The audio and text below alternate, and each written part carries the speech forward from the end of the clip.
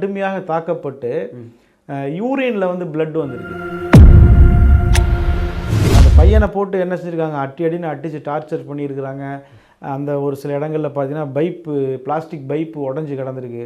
அப்போ அந்த உடலில் வந்து இப்போ போஸ்ட்மார்ட்டம் பண்ணும்போது கிட்ட 15 இடங்களில் காயம் இருந்தால் சொல்கிறாங்க. இதை வந்து நம்ம இந்த லாக்அப் டெத்துன்னு கூட சொல்ல முடியாது.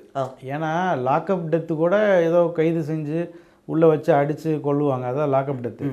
இது அவர் லாக்அப்பில் கூட அடைக்காமல் போலீஸ் ஸ்டேஷனுக்கே கொண்டு போகாமல் வேறு வேறு இடங்களுக்கு கொண்டுட்டு போய் அடித்து கொண்டுருக்குறாங்க. குமார் அப்படிங்கிற அந்த இளைஞர் மீது எந்த விதமான குற்ற வழக்குகளும் இதற்கு முன்பு இல்லை. பாதிக்கப்பட்ட பெண்கள் இருக்காங்கல்ல, அவங்க வந்து எஃப்ஐஆர் இது கூட ரிட்டன் கம்ப்ளைண்ட் கூட பண்ணாங்க. அந்த பையனுடைய சகோதரன் தம்பியை அழைத்து வந்து அவனை வந்து கடுமையாக தாக்கி அவனை அடித்து வந்து இவனை உண்மையை ஒத்துக்கோ அப்படிங்கிற மாதிரி சொல்லியிருக்கிறாங்க. அந்த பையன் ஒரு கட்டத்தில் அடி தாங்க முடியாமல் சரி நான் உங்களுக்கு நகையை வந்து நான் மீட்டு தரேன் ஏதாவது சொல்லியிருக்கிறான்.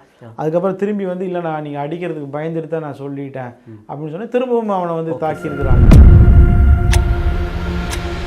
வணக்கம் சார். வணக்கம் பரணி. சிவகங்கை மாவட்டம் திருபுவனத்தில் அந்த பத்ரகாளியம்மன் கோவிலில் காவலாளியாக பணிபுரிஞ்சிட்டு இருந்த அஜித்குமார் மர்ம மரணம், குறிப்பாக லாக்அப்பில் மரணம் அடைஞ்ச ஒரு விஷயம் வந்து பரபரப்பை ஏற்படுத்தியிருக்கு. ஸோ அந்த குற்ற பின்னணியை பற்றி கொஞ்சம் சொல்லுங்களேன் சார். இதை வந்து நம்ம இந்த லாக்அப் டெத்துன்னு கூட சொல்ல முடியாது. ஏன்னா லாக்அப் டெத்து கூட ஏதோ கைது செஞ்சு உள்ளே வச்சு அடித்து கொள்ளுவாங்க, அதான் லாக்அப் டெத்து. இது அவர் லாக்அப்பில் கூட அடைக்காமல் போலீஸ் ஸ்டேஷனுக்கே கொண்டு போகாமல் வேறு வேறு இடங்களுக்கு கொண்டுட்டு போய் அடித்து கொண்டுருக்குறாங்க. மிகவும் வன்மையாக கண்டிக்கத்தக்க சம்பவம். இந்த திமுக அரசாங்கம் பதவியேற்றதுக்கு பிறகு கிட்டத்தட்ட 25 பேர் இவரோட சேர்த்து லாக்அப் டெத்து அப்படிங்கிற அந்த லிஸ்ட்டில் வந்து வர்றாங்க. அப்போ வந்து நம்மளாம் எவ்வளோ தூரம் வந்து நாகரிகம்லாம் வளர்ந்ததுக்கு பிறகும் கூட ஒரு சாதாரண எந்த விதமான பின்புலமும் இல்லாதவர்களுக்கு வந்து தொடர்ந்து இது மாதிரி நடந்துட்டு வர்றது வந்து மிக வன்மையாக கண்டிக்கத்தக்கது. இங்கே வந்து பாருங்கள், அதாவது பாதிக்கப்படுபவர்கள் எல்லாருமே சாதாரண நபர்களாக இருக்கிறாங்க. கடந்த சில நாட்களுக்கு முன்பு பார்த்தீங்கன்னா ஒரு வடமாநில தொழிலாளி வந்து செயின் பறிப்பில் ஈடுபட்டார்னு சொல்லி என்கவுண்டரில் சுட்டு கொண்டாங்க. இதே நேரம் குற்றவாளி ஒரு பலமிக்கவராக இருந்தால் இப்படி செய்ய முடியுமா? வாய்ப்பே இல்லை. அப்போ குற்றவாளிகளுடைய பின்புலத்தை வைத்து தான் அவர்களுக்கான தண்டனைங்கிறது வழங்கப்படுது. அதே போல் இந்த விவகாரத்தை பொறுத்த வரைக்கும் நாம் விரிவாக பார்க்கணும் அப்படின்னா, அந்த பையன் மேலே வந்து அஜித்குமார் அப்படிங்கிற அந்த இளைஞர் மீது எந்த விதமான குற்ற வழக்குகளும் இதற்கு முன்பு இல்லை. அவர் வந்து 10ஆம் வகுப்பு வரை படிச்சிருக்கிறாரு. படிச்சுட்டு தற்காலிக காவலராக ஒப்பந்த ஊழியராக அங்கே பணியில் சேர்ந்துருக்கிறாரு. இப்படிப்பட்ட நிலையில் ஒரு 10 சவரன் நகை திருட்டு அப்படிங்கிறது அந்த பிரச்சனை. 10 சவரனுங்கிறது இன்றைக்கி வந்து அதிகபட்சமாக ஒரு 10 லட்ச ரூபாய்க்குள்ளே தான் வரும். சரிங்களா? 10 லட்ச ரூபா கூட வராது, கிட்டத்தட்ட ஒரு 7.5 லட்ச ரூபா 8 லட்ச ரூபா வரும்னு வைங்களேன். அந்த ஒரு நகைக்காக வேண்டி ஒரு உயிரையே பறிக்கிறது அப்படிங்கிறது ஏற்றுக்கொள்ளவே முடியல. இப்படியெல்லாம் வந்து இருக்கிறாங்க. காவலர்களுக்கு வந்து எவ்வளவோ பயிற்சிகள் நல்லொழுக்கம் அது இதெல்லாம் வந்து வைக்கிறதாக சொன்னாலும் கூட ஏன் இன்னும் இப்படியே இருக்கிறாங்களே அப்படிங்கிறது ரொம்பவும் வேதனையாக இருக்குது. அதாவது இன்னும் சொல்லப்போனால் தி ஃபெடரல் அப்படிங்கிற அந்த இணையதளமில் வந்து நம்ம படிக்கும்போது அவங்க என்ன சொல்கிறாங்கன்னா, கம்ப்ளைண்ட்டோட ரிஜிஸ்டர் ஆகலை. அதாவது அந்த பாதிக்கப்பட்ட பெண்கள் இருக்காங்கல்ல, அவங்க வந்து எஃப்ஐஆர் இது கூட ரிட்டன் கம்ப்ளைண்ட் கூட பண்ணலை. ரிட்டன் கம்ப்ளைண்ட்டும் பண்ணல, எஃப்ஐஆரும் போடலை. இந்த விஷயத்தை பொறுத்த எஃப்ஐஆரும் போடலை. அப்போ இது ரிட்டன் கம்ப்ளைண்ட்டே பண்ணலை, அப்புறம் அதே போல் எஃப்ஐஆரும் போடலைன்னு வைங்களேன். இப்படி வந்து பார்த்தீங்கன்னா சும்மா கூட்டிகிட்டு போய் விசாரிக்கணும்னு கூட்டிகிட்டு போய் எங்கேயோ பஸ் ஸ்டாண்டுக்கு பின்னாடி எங்கேயோ ஒரு குளத்தில் வச்சு விசாரிச்சிருக்கிறாங்க அப்படின்னு ஒரு தகவல், கோவில் கோசாலையில் வந்து விசாரித்தாங்க அப்படின்னு ஒரு தகவல். இப்படி இப்போ கிட்டத்தட்ட 3-4 இடத்துல வந்து என்ன செஞ்சுருக்கிறாங்க, போலீஸ் ஸ்டேஷனுக்கு கூட்டிகிட்டு போகாமல் 4 இடத்துல வந்து விசாரிச்சிருக்கிறாங்க. வெள்ளிக்கிழமை நடக்குது, அப்புறம் வெள்ளிக்கிழமை அவர் விட்டுட்டு திரும்பி சனிக்கிழமை அவரை திரும்பி வந்து விசாரிக்கிறாங்க. விசாரித்து பார்த்தீங்கன்னா அவர் கடைசியாக அவர் கடுமையாக தாக்கப்பட்டு யூரினில் வந்து பிளட் வந்திருக்கு. அதற்கு பிறகு தான் வந்து இவங்க உடனே என்ன செஞ்சுருக்காங்க, அவரை கொண்டு போய் கோவில் நிர்வாகத்திட்ட ஒப்படைச்சிருக்கிறாங்க.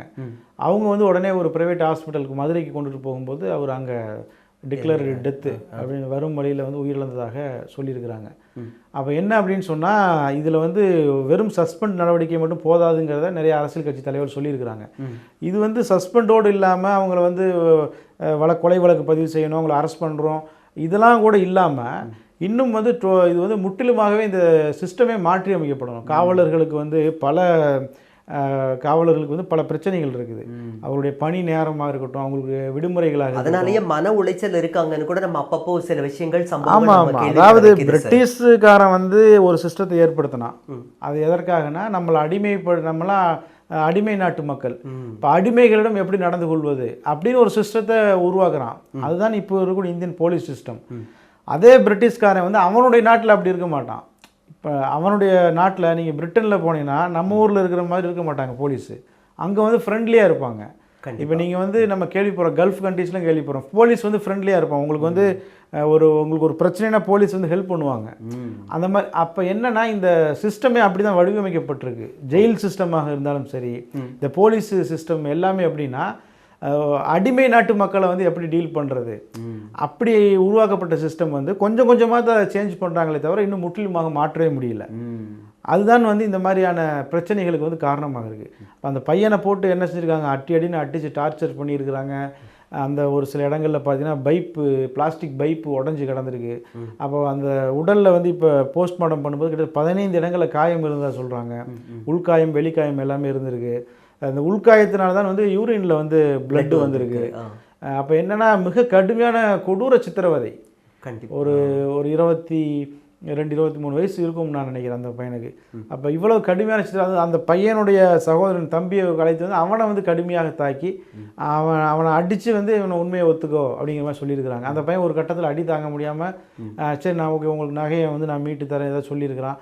அதுக்கப்புறம் திரும்பி வந்து இல்லை நான் நீங்கள் அடிக்கிறதுக்கு பயந்துட்டு தான் நான் சொல்லிட்டேன் அப்படின்னு சொன்னால் திரும்பவும் அவனை வந்து தாக்கியிருக்கிறாங்க. இப்போ இது கொடூரமான ஒரு இதாக இருக்குது, விஷயமாக இது இருக்குது. இப்போ என்னன்னா அந்த பையன் அந்த அஜித்குமார் வந்து திருடனதாவே கூட இருக்கட்டும், அவங்களுடைய குற்றச்சாட்டே அதுதான். இப்போ இவங்க நகை வச்சதுக்கான ஆதாரம் என்ன? அந்த கார்ல நகை அந்த 10 பவுன் வச்சோங்கிறதுக்கான ஆதாரம் எங்க? இல்லை இப்போ அந்த பையனை வந்து அடிச்சு சித்திரவதை பண்ணி கொண்டிருக்காங்க. அப்போ கொன்னதுக்கு அப்புறம் அவங்க அந்த நகை வந்து கிடைக்கப்பட்டிருக்கா, மீட் எடுத்திருக்காங்களா? இப்போ என்னோட கேள்வி. இப்போ வரைக்கும் வந்து அந்த நகை அவங்க சொன்னது மாதிரி நீங்க கேட்பது ரொம்ப அருமையான ஒரு கேள்வி. அந்த ஆங்கில தான் இதை வந்து விசாரிக்கணும். முதல்ல வந்து இவங்க கம்ப்ளைண்ட் கொடுத்தவர்கள் யார்? காவல்துறை வந்து இவ்வளவு துரிதமாக தனிப்படை சிறப்பு படை போட்டு விசாரித்து ஒரு கம்ப்ளைண்ட் ரிட்டன் கம்ப்ளைண்டே கொடுக்காம இவ்வளோ தூரம் தீவிரமாக செயல்பட்டுருக்காங்க அப்படின்னா முதல்ல வந்து கம்ப்ளைண்ட் கொடுத்தவர்கள் யார்? அதே போல் நீங்கள் சொன்னது மாதிரி உண்மையாகவே அவங்க வந்து முதல்ல அந்த காரில் வந்து நகையை வச்சாங்களா கேள்வி அப்படிங்கிற கேள்வி.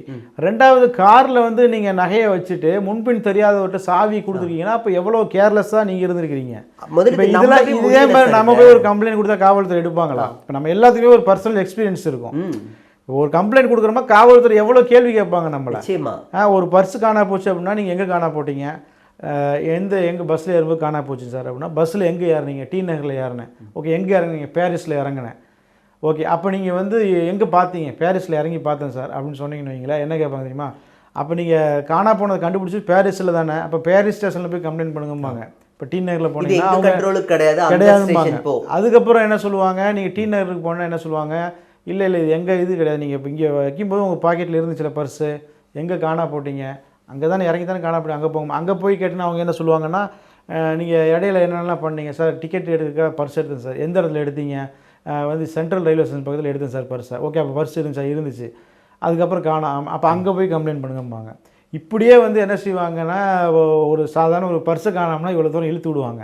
எனக்கு தெரிந்த ஒரு நண்பர் வந்து ஒரு ஊடகவியலாளர், ஒரு பிரபலமான சேனலில் வேலை செய்கிறாரு. அவர் பைக்கை வந்து ரயில்வே ஸ்டேஷனில் நிறுத்திட்டு போகிறாரு பார்க்கிங்கில். அந்த பைக்கு காணா போயிடுது, புது பைக்கு. அவர் போய் கம்ப்ளைண்ட் கொடுத்தா அவரால் இது கம்ப்ளைண்ட் எஃப்ஐஆர் கூட போடல. கிட்டத்தட்ட பல நாட்கள் அவர் அரைஞ்சு அதோடு விட்டுட்டு அவர் வேற பைக் வாங்கிட்டார். அப்போ ஊடகத்துறையில் இருக்கிற எல்லாருக்குமே இதான் நிலைமை. அப்போ இவ்வளவு துரிதமாக இவங்க வந்து நடவடிக்கை எடுத்திருக்காங்கன்னா முதல்ல அந்த பெண்கள் கம்ப்ளைண்ட் கொடுத்தவங்க யார், அவங்க உண்மையாகவே இந்த நகையை வச்சாங்களா, இதெல்லாம் வந்து ஒரு சைடில் இருக்குது. நீங்கள் சொன்னது மாதிரி உண்மையாகவே அவர் நகையை எடுத்திருந்தாலும் எவ்வளவோ வழிகாட்டுதல்கள் வந்து இருக்குது. ஒருத்தர் விசாரிக்கும் போது எப்படியெல்லாம் விசாரிக்கணும், எவ்வளோ வழிகாட்டுதல் இருக்குது, ஸ்டேஷனில் வச்சு விசாரிக்கணும், சூழலில் எவிடன்ஸு. வெள்ளிக்கிழமை நகை காணோம் அப்படின்னா அவ்வளோ அவசரம் உங்களுக்கு என்ன? சனிக்கிழமை அடித்து கொள்கிற அளவுக்கு என்ன அவசரம்? நீங்கள் வந்து விசாரித்து அவன் வந்து இல்லைன்னு சொல்கிறானா, இல்லைன்னு சொன்னால் ஓகே, அவனை நீங்கள் இது சந்தேகம் இருக்கா, எஃப்ஐஆர் போடுங்க, அரெஸ்ட் பண்ணுங்கள், தொடர்ந்து விசாரிங்க, ரிமாண்ட் பண்ணி 15 நாள் வச்சு திரும்ப விசாரிங்க. எப்படினாலும் உங்களுக்கு தெரிஞ்சிட்டு இப்போ செல்ஃபோன் நீங்கள் எல்லாமே டெக்னாலஜி வளர்ந்து, சிசிடிவி கேமரா வந்துடுச்சு, எவ்வளோ விஷயம் வந்துடுச்சு. இப்போதும் வந்து எதுவுமே நாங்கள் செய்யாமல் ஒருத்தனை வந்து அடித்து கொள்வோம்னா எல்லாரையும் உங்களால் அடிக்க முடியுமா? நம்ம கேள்விப்படுறோம்ல, மல்லையா, அவன் மோடி, அவன் எவ்வளோ பேர் கேள்விப்படுறோம். அப்போ நீ இந்த மாதிரி எல்லாத்தையும் நீங்கள் இந்த மாதிரி போய் அடிப்பீங்களா? வாய்ப்பே இல்லை சார். அது எப்படி சார்? எனக்கு இந்த ஒரு சம்பவத்தை பார்த்ததுக்கப்புறம் என்னன்னா, என்னோட சொந்த ஆதங்கத்தையே நான் சொல்கிறேன்னு கூட நீங்கள் வச்சுக்கோங்களேன். அப்போ சட்டம் அனைவருக்கும் சமமானதுன்னு வாசகங்கள் மட்டும்தான் படிக்க முடியும். ஏழை பணக்காரனுக்கு வித்தியாசம் காமிக்கப்படுது எப்படின்னா, இந்த மாதிரியான சம்பவங்களை பார்க்கும்போது பணக்காரங்கெல்லாம் குற்றமே பண்ணியிருந்தாலும் வெஞ்சாமரம் தான் வீசிட்டு இருக்காங்க. ஏழை மக்கள் யாராவது ஒரு தப்பு பண்ணிட்டாங்கன்னா அவங்களோட கதி இதுதான் போல அப்படிங்கிற மாதிரி தெரிஞ்சுது. ஆனால் இதில் தப்பே பண்ணியிருக்கிறாரா பண்ணலையாங்கிறத இப்போ ஒரு கேள்வி. அப்போ ஒருவேளை விசாரணையின் முடிவில் இந்த அஜித் வந்து தப்பு பண்ணலைன்னு வந்துருச்சுன்னா போன உயிரை திரும்பி கொடுத்துருவாங்களா? அதுதான் கோவத்தோட நான் அதை கேட்குறேன் சார். அதுதான் எல்லாருடைய கேள்வியும். இவங்க வந்து எவ்வளோ வழக்குகளை நம்ம பார்க்குறோம். வந்து குற்றவாளியை அடித்து கொன்னுருவாங்க, இல்லை ஏதாவது ஜெயிலில் போட்டுருவாங்க. பல குற்றவாளிகள் வந்து செய்யாத குற்றத்துக்கு எவ்வளோ வருஷம் ஜெயிலில் இருந்தவங்களும் நம்ம கேள்விப்படுறோம். சாத்தான் கூட இந்த மாதிரி 2 பேர் அடிச்சு அப்பாவும் மகனும் அடிச்சு கொல்லப்பட்ட சம்பவம், அதனுடைய ரணமே இன்னும் ஆறாம மக்களுக்கு அந்த ஆமாம், சாத்தான்குளம் சம்பவம்லாம் நமக்கு நல்லா நினைவு இருக்குது. அந்த சம்பவத்தை முழுமையாக நாம் வந்து ஆய்வு செஞ்சு முழுமையான தகவல்கள்லாம் நம்ம அந்த நேரத்தில் கொடுத்தோம். அந்த சம்பவம் அதே மாதிரி தான். அடியில் வந்து பார்த்தீங்கன்னு சொன்னால் அந்த ஃபெனிக்ஸ் அவங்களுடைய அந்த அவருக்கு வந்து வேஷ்டி கையில் வேட்டியே நினைஞ்சிருச்சு பிளட்டில். அதே மாதிரி தான் இங்கேயும் நடந்திருக்கு. அதே மாதிரி தான் இங்கேயும் வந்து அவர் சிறுநீர் போயிருக்காரு, அதில் வந்து பிளட் வந்துருக்கு. இப்போ எவ்வளோ கொடூரமாக தாக்கி இருக்கிறாங்கன்னு பாருங்கள். அவ்வளோ வன்மை எதுக்காக ஏங்கிறது வந்தது இந்த அதுதான். அதாவது வந்து என்னென்னா அழுத்தம், அதே போல் நான் வந்து கண்டுபிடிச்சி கொடுத்தா வந்து நமக்கு பாராட்டுகள் கிடைக்கும் அப்படிங்கிற மாதிரியான விஷயங்கள். அப்போ வந்து அந்த கம்ப்ளைண்ட் கொடுத்தவர்களுடைய அவங்க யாருங்கிறத ரொம்ப முக்கியம். அவங்க வந்து யார், கம்ப்ளைண்ட் கொடுத்தவங்க யார், அவர்கள் எப்படி வந்து காவல்துறை இவ்வளோ தூரம் அழுத்தம் கொடுக்குறாங்க அப்படின்னு சொன்னால் அப்போ அவங்களுக்கு பின்புலம் யார் இருக்கிறா, யார் பின்புலம் இருந்து இந்த அழுத்தத்தை கொடுத்தாங்க, இப்படி எல்லா கேள்விகளுமே இருக்குது. இது வந்து அவ்வளோ சாதாரணமாக நாம் கடந்து போகக்கூடிய விஷயம் கிடையாது. இதோட சொன்ன 25வது சம்பவம் இது. அப்போ இதெல்லாம் வந்து ஒரு நாகரிக சமூகத்தில் வந்து இதெல்லாம் வந்து நிச்சயமாக அனுமதிக்கோ பார்த்து கொண்டு இருக்கோ முடியாது. இப்போ இதை கேட்கணுங்களா? ஏன்னா இது வந்து கோர்ட்லேயும் இவர் ப்ரொடியூஸ் பண்ணாமல் தான் வச்சுருந்துருக்காங்க. ஸோ இதையும் கேட்க. ஆமாம், அதெல்லாம் கேளுங்க, அதெல்லாம். அதே மாதிரி சார் இன்னொரு விஷயம் என்னென்னா, இவர் வந்து சட்டப்படி முறைப்படி அரெஸ்ட்டும் பண்ணலைன்னு சொல்லப்படுது. முறையாக மேஜிஸ்ட்ரேட்டுக்கிட்டையும் கொண்டு போய் இவர் ப்ரொடியூஸ் பண்ணலை அப்படிங்கிற மாதிரியும் சொல்லப்படுது. அப்போ எதுக்கு இவ்வளோ ஒரு அவசர கதி? அப்போது இந்த ஒரு நகை வந்து அவர் எடுத்தாருங்கிறது எதை வச்சு அவங்க உறுதி பண்ணாங்க? அதாவதுங்க, இது என்ன சிம்பிளாக நம்ம தெரிஞ்சுக்க முடியும்னா, உங்கள்கிட்ட பணம் இல்லை அப்படின்னா நீங்கள் வந்து புழு பூச்சிகளுக்கு சமம், அவ்வளோதான். இதை தான் நம்ம தெரிஞ்சுக்க முடியுது. உங்கள்ட்ட பணம் இருந்தால் உங்களை நெருங்க முடியாது. இப்போ பணம் இல்லைன்னா உங்களை எப்போனாலும் கூப்பிடலாம், எப்போனாலும் அடிக்கலாம், என்னன்னாலும் செய்யலாம். எதுவுமே உங்களை செய்ய முடியாது. அதிகாரம் உங்கள்கிட்ட இருந்தால் உங்களை எதுவுமே செய்ய முடியாது அப்படிங்கிறத தான் இதை வந்து இந்த சம்பவம் வந்து காட்டுது. அதாவது ஒருத்தரை வந்து முதல்ல அவர் மீது சந்தேகம் அப்படின்னா முதல்ல விசாரிக்கணும். விசாரித்து முகாந்திரம் இருக்குது, இவர் தான் எடுத்திருக்கிறாரு. நீங்கள் சொன்ன மாதிரி முதல்ல வந்து அந்த கம்ப்ளைண்ட் கொடுத்தவங்க இது வந்து சாதாரண மக்கள்லாம் வெரிஃபை பார்ப்பாங்க. இல்லை, சாதாரண மக்களாக இருந்தால் இதெல்லாம் வெரிஃபை பண்ணுவாங்க. கம்ப்ளைண்ட் கொடுத்த ஆட்கள் சரியான கம்ப்ளைண்ட் கொடுத்துருக்குறாங்களாங்கிறதையும் வெரிஃபை பண்ணுவாங்க. அப்போ கொடுத்த ஆட்கள், கம்ப்ளைண்ட் கொடுத்த அந்த 2 பெண்மணிகள் சொல்கிறாங்கல்ல, ஒரு சில என்ன சொல்கிறாங்கன்னா பாட்டியும் பேத்தியும் வந்ததாக சொல்கிறாங்க, அம்மாவும் மகளும் வந்ததாக சொல்கிறாங்க. அதிலே நிறைய குளறுபடிகள். சரிங்களா? இப்போ கொடுத்தவங்க மேலே தான் நமக்கு அதிகமான சந்தேகம் வருது. கம்ப்ளைண்ட்டை கொடுத்தவங்க யார், அவங்க எப்படி இவ்வளோ ப்ரெஷர் அவங்களால கொடுக்க முடிஞ்சிச்சு அப்படிங்கிறது தான். ரெண்டாவது வந்து அதான் முகாந்திரம் இருக்குன்னு வைங்களேன். ஒருத்தர் வந்து நீங்கள் சொன்ன மாதிரி எடுத்தே இருக்கிறார், அவர் தான் எடுத்திருக்கிறாருன்னா அவர் மீது வழக்கு பதிவு செய்யணும். முதல்ல அவரை வந்து எதற்காக கைது செய்கிறோம் அப்படிங்கிறத சொல்லணும். அவங்க குடும்பத்தினர்கிட்ட தெரியப்படுத்தணும் இவரை கைது பண்ணியிருக்கோன்னு சொல்லி. அதற்கு பிறகு நீங்கள் சொன்ன மாதிரி 24 மணி நேரத்துக்குள்ளே தான் விசாரிக்கணும். விசாரித்ததுக்கப்புறம் மாஜிஸ்ட்ரேட்டை போய் அவரை ஒப்படைச்சு அவரை வந்து ஜெயிலில் அடைக்கணும். அதற்கு பிறகு அவரை விசாரிக்கணும்னா திரும்பவும் வந்து காவல் கேட்டு வாங்கி, இதுதானே ப்ரொசீஜர். கண்டிப்பாக பெரிய பெரிய எவ்வளவோ. நீங்கள் போய் சென்னை கமிஷனர் ஆஃபீஸில் போய் நீங்கள் போய் பாருங்கள், ஒரு நாளைக்கு காலையிலேருந்து ஈவினிங் வரைக்கும் குறைஞ்சபட்சம் 10 கம்ப்ளைண்ட் வரும். குறைஞ்சபட்சம் எல்லாமே பார்த்தீங்கன்னா வந்து சும்மா இந்த 10 லட்சம் 20 லட்சம் கிடையாது. எல்லாமே வந்து 10 கோடி 20 கோடி 50 கோடி 100 கோடி இப்படி தான் கம்ப்ளைண்ட்ஸ் வரும். டெய்லியும் வந்துட்டு தான் இருக்குது. அப்போ ஆருத்ரா திருட்டு சம்பவம்லாம் நம்ம கேள்விப்பட்டிருக்கோம். பெரிய பெரிய சம்பவங்கள் இருக்குது. அப்போ எவ்வளவோ அதாவது என்னென்னா, நீங்கள் சின்ன சம்பவம்னா நீங்கள் லோக்கல் ஸ்டேஷனில் கம்ப்ளைண்ட் கொடுக்கலாம். அதே பெரிய சம்பவம் இல்லை, கோடிக்கணக்கெல்லாம் நீங்கள் போய் எஸ்பி ஆஃபீஸ்லேயோ கமிஷனர் ஆஃபீஸ்லையோ கம்ப்ளைண்ட் கொடுக்கணும். அப்போ என்னன்னு சொன்னால், பெரிய லெவலில் ஒருத்தர் பணத்தை இது பண்ணுறாரு, கொள்ளையடிக்கிறாருன்னா அவருக்கு பிரச்சனையே இல்லை. அவர் வந்து ரொம்ப மரியாதையோடு தான் விசாரிக்கப்படுறாரு. அப்போ ரொம்ப சாதாரணமான நிலையில் உள்ளவர்கள் குற்றவாளிகள் ஆக்கப்படும் போது இந்த மாதிரி ரொம்ப மோசமான இது நடக்கிறத நம்ம பார்க்க முடியுது. அப்போ எனவே இது வந்து இது ஒரு முற்றுப்பெறணும் தமிழ்நாட்டில் அப்படிங்கிறதான் நம்ம கோரிக்கை. சார், இப்போது இந்த ஒரு விஷயத்தை சம்மந்தப்பட்ட காவல்துறையினர் மேலே நடவடிக்கை எடுத்திருக்காங்க. இனிமேல் எந்த மாதிரியான நடவடிக்கைகள் இருக்கும்? ஒருவேளை அவங்க விடுதலை செய்யப்படுவாங்களா? இதை பற்றி சொல்லுங்களேன். இல்லை, என்னை பொறுத்த வரைக்கும் வந்து நம்ம அந்த சாத்தான்குடி சம்பவத்தை பார்த்தோம். அதில் வந்து சிக்கிய அந்த காவலர்கள் காவல்துறை அதிகாரிகள், இன்ஸ்பெக்டர், எஸ்ஐ இவங்கெல்லாம் அவ்வளோ எளிதாக தப்பிக்க முடியல அந்த வழக்கிலிருந்து. இன்னும் சொல்லப்போனால் சில பேர் வந்து உயிரிழந்துட்டாங்க. அந்த விசாரணையின் காரணமாகவே வந்து அவங்க மன உளைச்சல்லையும் அந்த ஒரு அதிர்ச்சியிலும் வந்து உயிரிழந்ததெல்லாம் நம்ம கேள்விப்படுறோம். அதே போல் வேறு யாருமே பெருசாக வந்து அதில் இருந்து விடுவிக்கப்படுவதாக சில பேருக்கு தண்டனையும் வழங்கப்பட்டிருக்குன்னு வைங்களேன். எனவே இந்த 6 காவலர்கள் இவங்கெல்லாம் அவ்வளோ சீக்கிரமாக வந்து விடுவிக்கப்படுவதற்கான வாய்ப்புகளே இல்லை. இப்போது வரைக்கும் நம்ம பார்க்கும்போது அவர்கள் மீது வழக்கு பதிவு செய்யப்பட்டிருக்குது.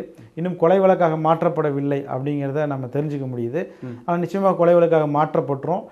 இவர்கள் வந்து கைது செய்யப்படுவாங்க அப்படிங்கிறத நான் நம்புகிறேன். அவ்வளோ எளிதாலும் இவங்க தப்பிச்சிட முடியாது. தமிழ்நாடு அரசாங்கமும் உரிய நடவடிக்கை எடுப்பாங்கன்னு சொல்லி நான் வந்து நம்புகிறேன். நிச்சயமாக அவங்க கைது செய்யப்பட்டுருவாங்க. நம்ம இந்த வீடியோ பப்ளிஷ் பண்ணுறதுக்குள்ளே அவர்கள் கைது செய்யப்பட்டுருவாங்க. அதே போல் வந்து அவங்க அவ்வளோ எளிதாகவும் தப்பிக்க முடியாது அப்படிங்கிறத நான் கான்ஃபிடண்ட்டாகவே சொல்கிறேன். சரி, இப்போ இன்னொன்று என்னென்னா, இப்போ அந்த பாட்டியோ பேத்தியோ அம்மாவோ பொண்ணோ மொத்தத்தில் அந்த 2 பெண்கள் சொன்னாங்க அப்படிங்கிற ஒரு காரணத்துக்காக இவ்வளோ பெரிய ஒரு சம்பவம் நடந்திருக்கு. அநீதி தான் இழைக்கப்பட்டிருக்கு. அப்போது அவங்க மேலே ஒரு பொய் புகார் வந்து கொடுத்துருக்காங்கன்னு தெரிய வர்ற பட்சத்தில் அவங்கள என்ன பண்ணலாம்? இல்லை, நிச்சயமாக அது புகாரவே பொய் புகாராக இருந்தால் நிச்சயமாக அவர்கள் மீது நடவடிக்கை எடுப்பாங்க. ஏன்னா இப்போ இது வந்து ஒரு லைம் லைட்டுக்கு வந்துருச்சு. இது வந்து ஒரு லோக்கல் போலீஸ் ஸ்டேஷனுக்குள்ள விஷயம் இல்லை. அப்படி இருந்தால் இவங்க எதனால் மூடி மறைப்பாங்க. இப்போ இது வந்து ஹைகோர்ட்டே வந்து இன்வால்வ் ஆகிட்டாங்க. ஹைகோர்ட்டுடைய கவனத்துக்கு இது போயிடுச்சு. அடுத்ததாக எனக்கு தெரிஞ்சு சிபிசிஐடி விசாரணைக்கு வந்து மேபி போகும். சிபிசிஐடி விசாரணைக்கு தான் போகும் அதிகபட்சமாக. சிபிஐ விசாரணைக்கு போவதற்கான வாய்ப்புகள் வந்து இல்லை. ஏன்னா அவங்க குடும்பத்தினர் உடலை வந்து வாங்கிக்கிட்டாங்க. அதனால் இது சிபிசிஐடிக்கு கண்டிப்பாக போகும் நான் நம்புகிறேன். இல்லைன்னு சொல்லலாம் சிறப்பு புலனாய்வு குழு அந்த மாதிரி ஏதாவது வந்து வச்சு முதல்ல அந்த கம்ப்ளைண்ட் கரெக்டாக அப்படிங்கிறத பார்ப்பாங்க. கம்ப்ளைண்ட் தப்பாக இருந்தாலும் கடுமையான நடவடிக்கை அவர்கள் மீதும் எடுப்பாங்க. அதே போல் வந்து சரியான கம்ப்ளைண்ட் அப்படின்னாலும் அந்த நகை உண்மையாக யார் எடுத்தாங்களோ அதை வந்து மீட்பாங்க. அதே நேரம் வந்து சைமல்டேனியஸாக வந்து இந்த வழக்கும் தனியாக நடக்கும். இந்த லாக்அப் டெத் இதுவுமே தனியாக நடக்கும். இந்த காவலர்கள் ஈடுபட்டவர்களுக்கும் நிச்சயமாக தண்டனை வழங்கப்படும். சார், இப்போது நீங்கள் ஏற்கனவே சொன்ன மாதிரி பெரிய பெரிய பண முதலைகள் இருக்காங்க பார்த்தீங்களா, அவங்கெல்லாம் வந்து தப்பு பண்ணாலும் கூட அவங்களெல்லாம் ஃப்ளைட் ஏற்றி வழி அனுப்பி வைக்கிற இதுதான் இன்றைக்கி நம்ம பார்க்க முடியுது. எத்தனையோ விஷயங்களை மோசடி பண்ணவங்க. அப்போ இந்த ஒரு விஷயத்தில் ஏழை வீட்டு பையனுக்கு இப்படி ஒரு அநீதி இழைக்கப்பட்டிருக்கு. அப்போது இந்த மாதிரியான ஒரு நடவடிக்கையெல்லாம் பார்க்கும்போது காவல்துறையின் மேலே மக்களுக்கு எந்த மாதிரியான ஒரு பார்வை இருக்கும்னு நினைக்கிறீங்க? ஆமாம், ரொம்ப நல்ல கேள்வி. காவல்துறையில் எவ்வளவோ அதிகாரிகள், நல்ல அதிகாரிகள் இருக்கிறாங்க. எவ்வளவோ பேர் வந்து அதாவது நம்ம ஒரு டிரான்ஸ்ஃபர்மேஷனுங்கிறத பார்க்க முடியும். முன்பு இருந்த ஒரு 15-20 ஆண்டுகளுக்கு முன்பு இருந்த காவல்துறை அப்படிங்கிறதுக்கும் இப்போ இருக்கிறதுக்கும் நிறைய டிரான்ஸ்ஃபர்மேஷன்லாம் இருக்குது. அப்போல்லாம் வந்து பயங்கரமாக இருக்கும். ஒரு 15-20 வருஷத்துக்கு முன்னாடிலாம் இன்னும் பயங்கரமாக இருக்கணும் வைங்களேன். இப்போல்லாம் கொஞ்சம் மாறி இருக்குது. இப்போதான் சார் காவல்துறை உங்கள் நண்பன் இப்போ மாறி இருக்குது. இப்போ மாறி இருக்குது. நம்ம அதெல்லாம் வந்து இது பண்ண முடியாது. ஆனால் பட் இப்போவும் வந்து அந்த மென்டாலிட்டியில், அந்த பழைய மென்டாலிட்டியில் இருப்பவர்கள் இன்னும் இருக்கிறாங்க. அந்த மாதிரி நபர்கள் செய்யக்கூடிய வேலை தான் ஒட்டுமொத்தமாக எல்லா காவல்துறையினாலே ஒரு கெட்ட பேர் ஏற்படுவதற்கு அதான் காரணம்.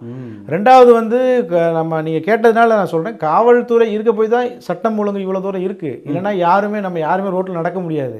நம்ம வந்து பைக்கை நிறுத்த முடியாது, நம்ம காரை நிறுத்த முடியாது, வீட்டில் நிம்மதியாக தூங்க முடியாது. கண்டிப்பாக இன்றைக்கி வந்து உங்களுக்கு வந்து மிட் நைட்டில் ஒரு 2 மணிக்கு உங்களுக்கு ஒரு பிரச்சனை, உங்கள் வீட்டு கதவை வந்து ஒரு திருடன் தட்டுறான்னு வைங்களேன், நீங்கள் அந்த நேரத்தில் உங்கள் நண்பருக்கு ஃபோன் பண்ணால் எடுக்க மாட்டார், யாருக்கு ஃபோன் பண்ணால் எடுக்க மாட்டாங்க, எல்லாம் தூங்கிட்டு இருப்பாங்க. இல்லை வந்து எந்திரிச்சாலுமே இவன் வந்து வேலையெல்லாம் ஏதோ ஃபோன் பண்ணுறான்னு கூட மேபி வச்சுருவாங்க.